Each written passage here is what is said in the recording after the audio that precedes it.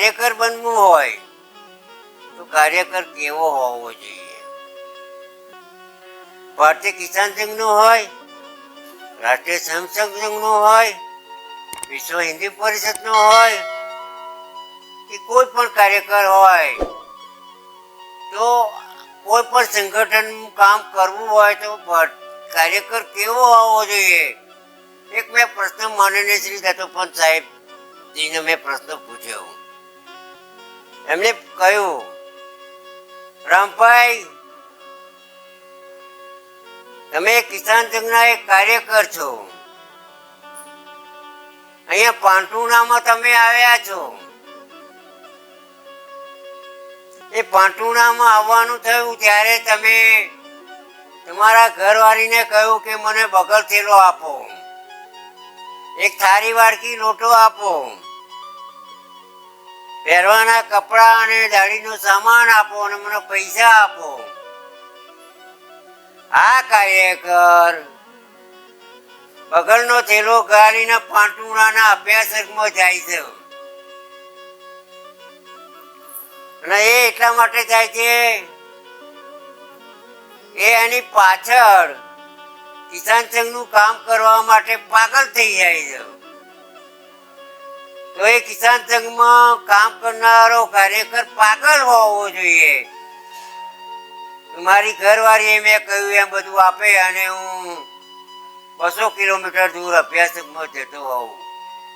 આ કાર્યકર્તાના મનમાં પાગલપણું હોય એ 100% કોઈ પણ સંસ્થાનો કાર્યક્રમ કરવો હોય, કાર્યકર્તાનું કામ કરવું હોય તો કરી શકો છો. હું પાગલ થઈ ગયેલો. 44 વર્ષથી આજ સુધી મેં કામ કરી પાગલ થઈ ગયેલો. તો ભારતીય કિસાન સંઘ RSS ની એક પાંખ છે. એટલે RSS વાળાએ નક્કી કર્યું કે ખેડૂતોનું શોષણ થતું હોય તો ભારતીય કિસાન સંઘના સંગઠન એને કામ કરવું છે બિન રાજકીય. અમારું કોઈ પણ સંમેલન મળતું હોય તો અમારા મંચ ઉપર કોઈ રાજકીય લોકોને બેસવા દેતા નથી. એટલે બાજુમાં બેસી શકે, એમને માઇક નથી આપવાનું.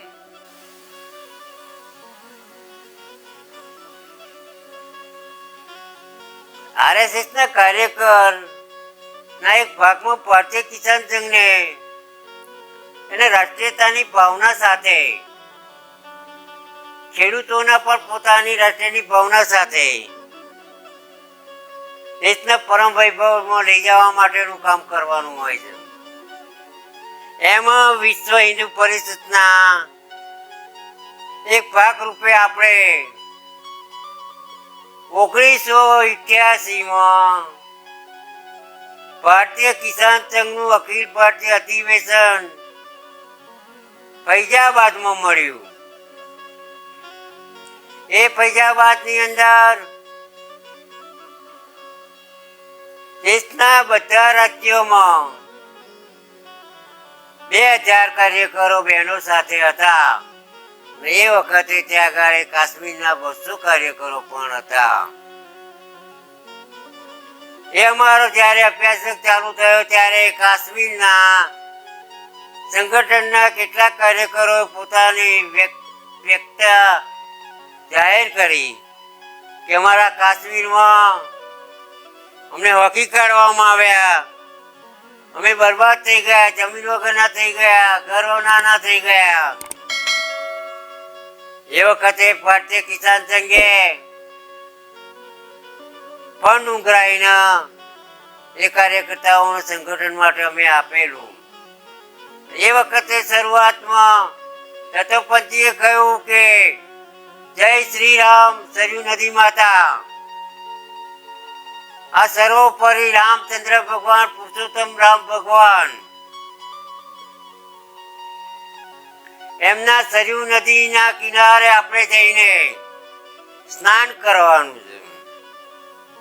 એ વખતે ગુજરાતમાં 28 લક્ઝરી બસો હતી અને હું મારા ઘરથી મારા મિસિસ, હું અને મારા નાનો બાબો મિતેશભાઈ 3 જણા મેં અભ્યાસમાં ગયેલા. બીજા દિવસે 3 વાગે અમારી ગાડીઓ લઈને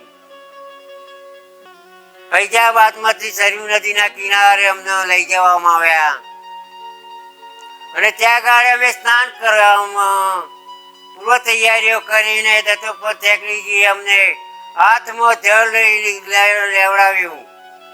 એ જળ જય સરયુ નદી માતા. હું એક ભારતનો ભારતીય કિસાન સંઘનો કાર્યકર છું. હું એક હિન્દુ છું. હું અયોધ્યામાં રામ મંદિર બનાવવા માટે અમારા વિસ્તારમાં અમે ગામે ગામ ફરીને રામ મંદિર બનાવવા માટે, ભવ્ય મંદિર બનાવવા માટે અમે પ્રચાર કરીશું એવી અમને પ્રતિજ્ઞા લેવડાવી. જય શ્રી રામ. અને એ પ્રતિજ્ઞા લીધી. સાથે સાથે ફૈજાબાદમાં રેલી નીકળી, જબરદસ્ત રેલી નીકળી. એ વખતે જબરદસ્ત પોલીસ ઉતારવામાં આવેલી. હરિયાણા વાળાને કહ્યું કે અમે આગળ ન રહીએ, પંજાબ વાળાને કહ્યું કે અમે આગળ ના રહીએ. કોઈ રાજ્ય વાળા રેલીની અંદર આગળ થવા તૈયાર ન થયા.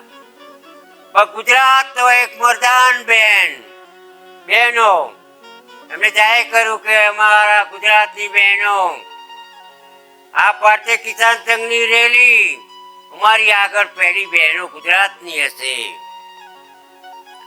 અમારી આગળ બહેનો ભાઈઓએ અમે આગળ રહ્યા. એ રેલી ફૈજાબાદમાં 3 કલાક રેલીનો શો થયો. જેમ અમદાવાદની અંદર રથયાત્રા ઉજવે છે એવી રીતે લોકો જેમ ભગવાનનું સ્વાગત કરતા હતા એવી રીતે અયોધ્યામાં અમારું સ્વાગત થયેલું. અમે ખુશ થઈ ગયા. પોલીસ ખાતા પણ ખુશ થઈ ગયા. અને બીજા બધા રાજ્યોના જે કાર્યકરો આવ્યા એમને ગુજરાતના જે કાર્યકરોએ આગળ રહીને રેલીને સફળ બનાવવાની તૈયારી બતાવી એમાં ખુશ થયા. એટલું જ નહીં પણ એ 1986 આંદોલન ચાલતું હતું અને આખા દુનિયામાંથી મોટામાં મોટું સંગઠન ચાલ્યું. એનો પણ એમને અનુભવ કર્યો.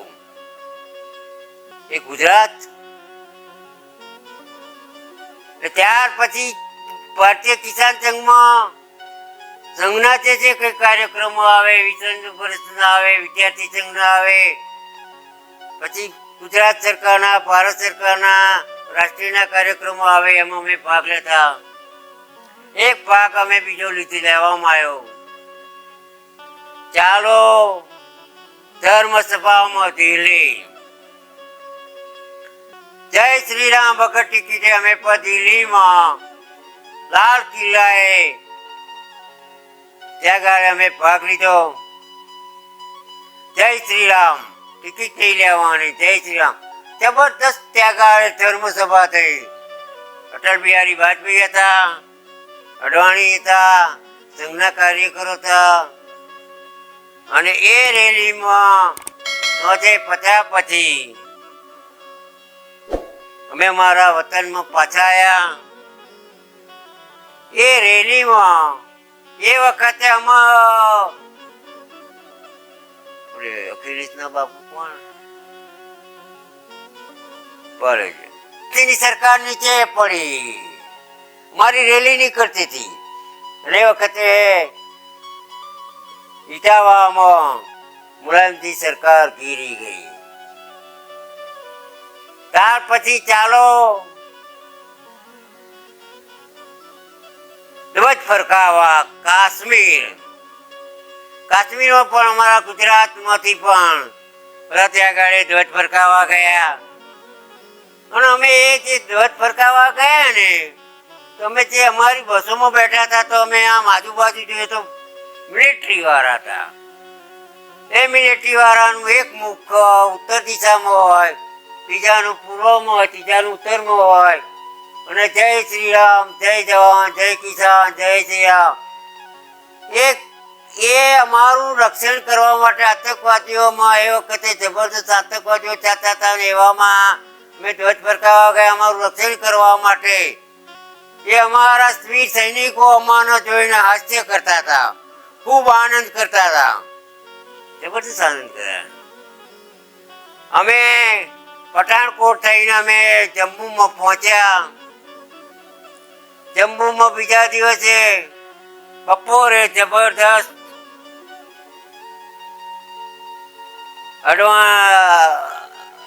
નરેન્દ્રભાઈ મોદી સાહેબ ને આપણે એમનો સાથે અમારો જબરદસ્ત ત્યાં ગાડે જમ્મુ સિટીની અંદર રોષોડ કરવામાં આવ્યો. પણ ત્યાં ગાડે પણ જેમ મેં કહ્યું એમ અમદાવાદની અંદર જેમ સ્વાગત થયું એવું સ્વાગત ત્યાં ગાડે કરવામાં આવ્યું હતું. જમ્મુ એટલે બહુ મજા આવે, સુંદર મજા આવે. અને બીજા દિવસે જમ્મુની અંદર જે મોટું મેદાન છે ત્યાં ગાડે અમારે ત્યાં જાહેર સભા થવાની હતી. ત્યાં જાહેર સભામાં અમે પહોંચી ગયા અને એ વખતે નરેન્દ્રભાઈ ને બધા 5 જણા હેલિકોપ્ટર દ્વારા કાશ્મીરમાં જઈ લાલ ચોકમાં ધ્વજ ફરકાઈ આવ્યા. એ ધ્વજ ફરકાઈને આવ્યા પછી અમને જે શું થયું એની વિગતો ત્યાં આગળ જાહેર કરવામાં આવી. એ કરીને અમે ચાલો કાશ્મીર ધ્વજ ફરકાવવાનો કાર્યક્રમ સફળ બનાવ્યો.